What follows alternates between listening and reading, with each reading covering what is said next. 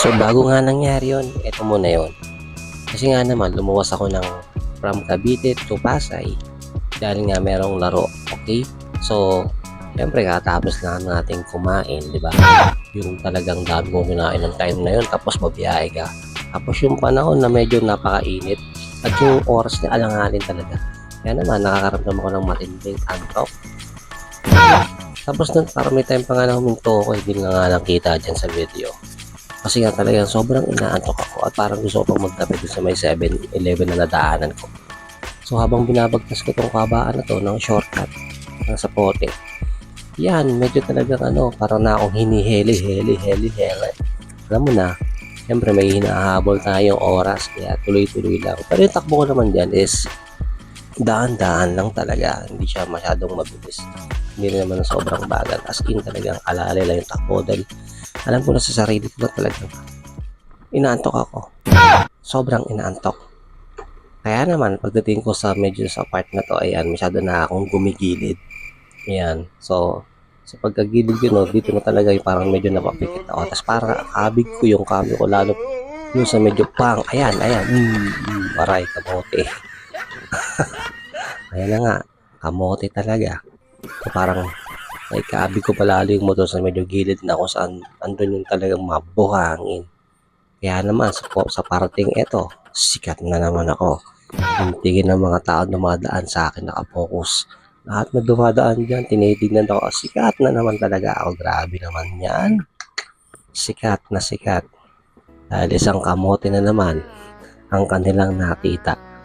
Well, siyempre ganyan talaga pag hindi mo mamalayan na inaantok ko talaga. Doon sa part na yan, talagang medyo gumilid na pa, napagilid ako sa medyo mabuhangin na yan. Sa doon akong gilid. Tapos nag-aabig pa talaga totally pa kanan. Kaya talaga, ayun. Nakita na naman kami ng semento. Humiga na naman ako sa semento.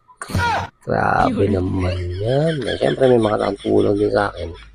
Alam mo na may mga mabubuting loob. Ginagawa niya nga. Alam mo yung tipong kalilinis mo lang ng motor, kaka-chase oil mo lang. Kakapalit mo lang ng side mirror, tas eto kagad ang nangyari.